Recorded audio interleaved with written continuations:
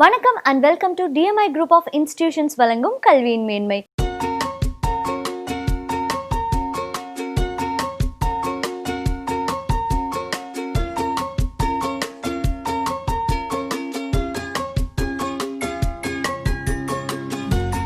கோவிட்க்கு அப்புறமா இப்போ schools and colleges again reopen ஆகும்போது எந்த மாதிரியான சேஃப்டி ப்ரிகாஷன்ஸ் எடுத்துக்கணும் அதை பற்றி டீட்டெயிலாக நம்மக்கிட்ட இன்னைக்கு ஷேர் பண்ண வந்திருக்காங்க doctor Tripura Sundari, head of the department science and humanities. வணக்கம் மேம். வணக்கம்மா. அகைன் இப்போது எஜுகேஷனல் இன்ஸ்டிடியூஷன்ஸ் எல்லாம் ரீஓப்பன் ஆகும்போது எந்த மாதிரியான சேஃப்டி ப்ரிகாஷன்ஸ் வந்து ஸ்டூடெண்ட்ஸ் எடுத்துக்கணும் மேம்? இப்போ நம்ம ஆல்ரெடி பார்த்துருக்கோம், இந்த 9 months நிறைய கேஷுவாலிட்டிஸ், நிறைய விஷயங்கள் நடந்துருச்சு. அதையே நம்ம எதிர்கொண்டோம். இப்போ வந்து கோவிட் வருங்கிற ஒரு எதிர்பார்ப்போட யாருமே இல்லை. வந்ததுக்கப்புறம் நிறைய விஷயங்கள், நிறைய பாதிப்புகள், அதை மக்கள் எதிர்கொண்டு இப்போ 9 months நம்ம எல்லாருமே தள்ளிட்டோம். இதை பார்த்திங்கன்னா நிறைய பாதித்த விஷயம் வந்து கல்வி தான். அதுவும் மாணவர்களின் கல்வி ரொம்பவே பாதிக்கப்பட்டிருக்கு. அப்போ அதுலேருந்து நம்ம வந்து வெளியில் வரணும். எப்படி இருந்தாலும் நம்ம எதையுமே ஃபேஸ் பண்ணணும். ஸ்டூடெண்ட்ஸ் வந்து பெற்றோர்களுக்கு வந்து தங்களுடைய பிள்ளைகளோட உயிர் முக்கியமாக இருந்தாலும் அவங்களோட எதிர்காலங்கிறது ரொம்ப முக்கியமான ஒன்றாப்படுது. அப்போ அப்படி பார்த்தோம்னா இந்த 9 months நம்ம ஆன்லைன் கிளாஸஸ், அதே மாதிரி ஆன்லைன் கிளாஸஸ் மட்டுமே எடுத்துகிட்டு பசங்களை வந்து வேறு வேறு உலகத்துக்கே கொண்டு போயிட்டோம். இப்போ திரும்பி நம்ம வந்து புதிய சூழலில் காலேஜ் ரீஓப்பன் ஆகும்போது ஸ்டூடெண்ட்ஸ் அதுக்கேற்ற மாதிரி அவங்கள ஃபேஸ் பண்ணணும். எப்படி ஃபேஸ் பண்ணணும்? அவங்க ஆல்ரெடி 12 to 13 years அவங்க ஸ்கூலில் படிக்கும்போதே அவங்களுக்கு ஸ்கூல்ஸ் வந்து பழகிருக்கு, எல்லாமே இருக்குது. 28 நாள் 28 days ஒரு விஷயத்தை நம்ம ப்ராக்டிஸ் பண்ணிட்டோம்னா அதுலேருந்து மீள முடியாதுங்கிறது ஒரு நம்பிக்கை. பட் நம்ம இதிலேருந்து வெளியில் வரணுங்கிறது ஸ்டூடெண்ட்ஸ் பாயிண்ட் ஆஃப் வியூவில் கொஞ்சம் டிஃபிகல்ட்டு தான். நிறைய டிஃபிகல்ட்டிஸ் இருக்குது. Students as well as teachers அதிலேருந்து மீண்டு வரணும். பட் நமக்கு இப்போ எதிர்காலங்கிறது ஸ்டூடெண்ட்ஸோட எஜுகேஷன் பார்ட் நம்ம பார்த்தோம்னா நாட் ஒன்லி சிலபஸ் கவரேஜ், அவங்களோட ஒழுக்கம், அவங்களோட வாழ்க்கை தன்மை எல்லாமே இருக்கும்போது அப்போ ஸ்கூல் அண்ட் காலேஜஸ்க்கு அவங்க வர்றதுங்கிறது ஒரு முக்கியமான ஒன்றாப்படுது. அப்போ கவர்மெண்ட் வந்து இப்போ ரீஓப்பன் பண்ண போகிறோம் அப்படின்னு சொல்கிறாங்கன்னா கண்டிப்பாக அதுக்குரிய அவங்க ரூல்ஸ் அண்ட் ரெகுலேஷன்ஸை ஃப்ரேம் பண்ணி வச்சுருப்பாங்க. அதை வந்து எல்லா இன்ஸ்டிடியூஷன்ஸ்க்குமே கண்டிப்பாக அவங்க வந்து இம்போஸ் பண்ண சொல்லுவாங்க. அதை வந்து நம்ம ப்ராப்பராக ஃபாலோ பண்ணணும். கண்டிப்பாக பெற்றோர் ஆகட்டும், ஆசிரியர் ஆகட்டும், மாணவர்களாகட்டும் அதை எதிர்கொள்கிற ஒரு மனநிலைமையை கண்டிப்பாக நம்ம வர வச்சுக்கணும். இப்போ ஸ்டூடெண்ட்ஸ்க்கு வந்து டெக்னாலஜியை யூஸ் பண்ண தெரியாது. நம்ம சொல்லியிருந்தோம் ஸ்கூல்ஸ் காலேஜஸில் they should not use mobile ஃபோன்ஸே யூஸ் பண்ணக்கூடாதுங்கிற நிலைமையிலேருந்து திடீர்னு ஒரு 9 மாதமாக நீ மொபைல் ஃபோனோட தான் உட்காரணுங்கிற ஒரு சூழல் வந்துருச்சு. அப்படி இருக்கும்போது நம்ம மனநிலைமையை மாற்றிக்கிற தன்மை வந்து நமக்கு இருக்குது. அப்போ அதே மாதிரி ஸ்கூல்ஸ் அண்ட் காலேஜஸ் கண்டிப்பாக ரீஓப்பன் ஆகும்போது அதுக்குரிய மனநிலைமையில் நம்ம மாறிக்கணும். கண்டிப்பாக அந்த காலேஜஸில் கவர்மெண்ட் சொல்கிற சில ரூல்ஸ் அண்ட் ரெகுலேஷன்ஸை நம்ம ஃபாலோ பண்ணணும். எஜுகேஷனல் இன்ஸ்டிடியூஷன்ஸ் வந்து எந்த மாதிரியான ப்ரிகாஷன்ஸ் வந்து எடுக்கணும்? அதை பார்த்தோம்னா நிறைய டிஃபிகல்ட்டிஸ் இருக்க தான் செய்யுது. என்னப்பா இன்ஸ்டிடியூஷன்ஸில் வந்து நம்மளோட மெயின் ப்ராப்ளமே கோவிடில் வந்து க்ரௌட் இஸ் நாட் அலவுட். அப்போ கூட்டம் சேரக்கூடாது. ஆனால் நம்ம எஜுகேஷன் இன்ஸ்டிடியூஷன் எடுத்துட்டோம்னாலே அந்த க்ரௌடுங்கிறது கண்டிப்பாக இருக்க தான் செய்யும். அப்போ அதை எப்படி ஓவர் கம் பண்ணுறதுங்கிறதான் நம்மளோட விஷயம். அப்போ நம்ம வந்து பேட்ச் வைஸ் அந்த மாதிரி ஸ்ப்ளிட்டப் வச்சுக்கலாம். Batch wise split up. அடுத்தது வந்து நம்ம வந்து நம்ம ஸ்டூடெண்ட்ஸ் பார்த்தோம்னா நாமளே சுத்தமாக வச்சுக்கணுங்கிற ஒரு அவேர்னஸை கொண்டு வரணும். அப்போ அதுக்குரிய அவேர்னஸ் கொண்டு வர்றதுக்கு நம்ம சோஷியல் ஆக்டிவிஸ்ட் யாராவது இருந்தாங்கன்னா அவங்கள வச்சு ஸ்டூடெண்ட்ஸ்க்கு வந்து நம்ம வந்து ஒரு அவேர்னஸை க்ரியேட் பண்ணி நம்ம வந்து செல்ஃபாக ஹைஜீனாக எப்படி இருக்கணும் அப்படிங்கிறத கொண்டு வரணும். அடுத்தது வந்து இந்த கோவிட்னு எடுத்துட்டோம்னாலே நம்மளோட பாதிப்பை விட நம்மளால் பிறரோட பாதிப்பு தான் அதிகமாக இருக்குது. அப்போ அதை நம்ம முன்னிறுத்தி நம்ம எப்படி நடந்துக்கணும். அப்போ வந்து பார்த்திங்கன்னா முகக்கவசம் அணிவது, சோஷியல் டிஸ்டன்ஸ் மெயின்டைன் பண்ணுறது, அதுக்கப்புறம் வந்து எப்போவுமே ஹேண்ட் வாஷ் இருந்துகிட்டே இருக்கணும். அப்போ அதுக்குரிய மெஷர்ஸை காலேஜஸுமே கண்டிப்பாக கொண்டு வரணும். இப்போ ஒரு கிளாஸ் ரூம்ஸில் அவங்க ஒரு பெஞ்சில் ஒரு டெஸ்கில் ஒரு ஸ்டூடெண்ட் தான் உட்காரணும் அப்படிங்கிறத கொண்டு வந்தாங்கன்னா அதுக்குரிய முன்னேற்பாடுகளை நம்ம மேனேஜ்மெண்ட் ஆகட்டும், டீச்சர்ஸ் ஆகட்டும், தே ஷுட் ஃபாலோ பண்ணி ஸ்டூடெண்ட்ஸை கொண்டு வரணும். அதே மாதிரி இப்போ நம்ம பஸ்ஸில் வரும் students, most of the institutions வந்து காலேஜ் இன்ஸ்டிடியூஷன் பஸ்ஸஸ் தான் வச்சுருக்காங்க. அப்போ அதுலேயும் நம்ம சேஃப்டி மெஷர்ஸ் இருக்கணும். காலேஜ் உள்ளே மட்டும் இல்லை, but while coming to the college அவங்க வந்து எப்படி இருக்கணுங்கிறதையும் பசங்களுக்கு சொல்லி தரணும். அப்போ பஸ்ஸில் உள்ளே வரும்போது சானிடைஸ் பண்ணிட்டு ஏறுறது, அவங்களுக்குள்ள டிஸ்டன்ஸ் மெயின்டைன் பண்ணுறது, அப்புறம் பஸ்லேயுமே they have to put mask, அதை போட்டுட்டு வர்றது, வந்ததுக்கப்புறம் அவங்க வந்து கும்பலை இப்போ நீங்கள் வந்து எந்த இடத்துல அவங்க வந்து ஸ்டூடெண்ட்ஸை கண்ட்ரோல் பண்ணுறது கஷ்டமாக இருக்கும்னா சாப்பிட்ற டைமில் we are teachers we are using to sit. அப்போ சாப்பிடும்போது they use to share and eat it. அப்போ அதெல்லாம் எப்படி கண்ட்ரோல் பண்ணுறது டிஃபிகல்ட் சுச்சுவேஷன் தான். பட் அவங்களுக்கு நம்ம வந்து ஒரு அவேர்னஸை க்ரியேட் பண்ணி தான் அதை பண்ண முடியும். எடுத்த உடனே ஒரு சூழலுக்கு மாற்றங்கிறது கொஞ்சம் கஷ்டம். But they have to adapt it. அதை வந்து ஸ்டூடெண்ட்ஸும் பார்க்கணும், இன்ஸ்டிடியூஷன்ஸும் பார்க்கணும்.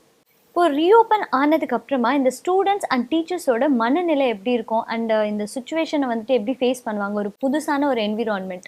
இப்போ பார்த்தீங்கன்னா எங்ககிட்டயே நிறைய பேரண்ட்ஸ் ஆகட்டும் ஸ்டூடெண்ட்ஸ் ஆகட்டும் கால் பண்ணி கேட்குறாங்க எப்போ ரீஓப்பன் ஆகும், பிள்ளைங்க வந்து வீட்டில் இருக்க முடியல. ஏன்னா அவங்க வந்து வீட்டில் பார்த்தீங்கன்னா தனிமைப்படுத்திட்டாங்கன்னே சொல்லலாம்.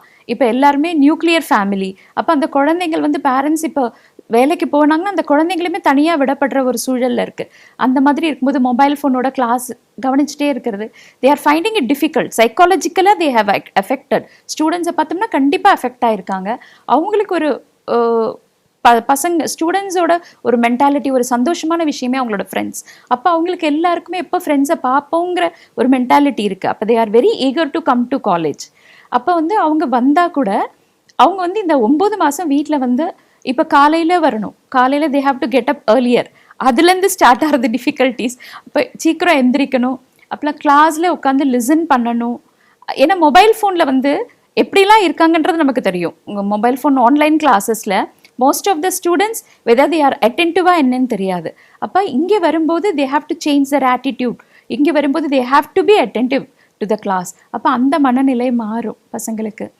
அதுக்கப்புறம் இன்னொன்று வந்து வேலை வாய்ப்புகள் எல்லார்கிட்டையும் இருக்குது.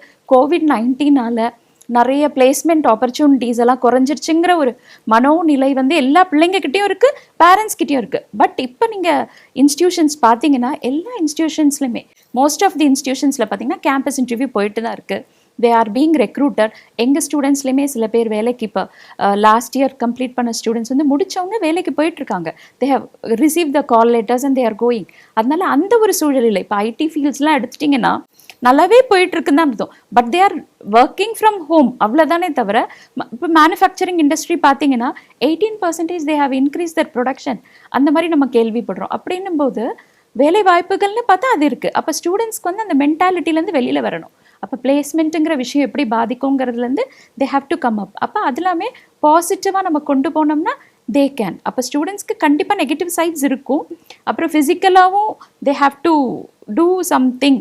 அவங்கள வந்து அட்டென்டிவாக வச்சுக்கணும், கிளாஸில் ரெகுலராக வரணும். அந்த மாதிரி விஷயங்கள் இருந்தாலும் they have to overcome it. ஆனால் அது அடாப்ட் ஆகிருக்காங்க.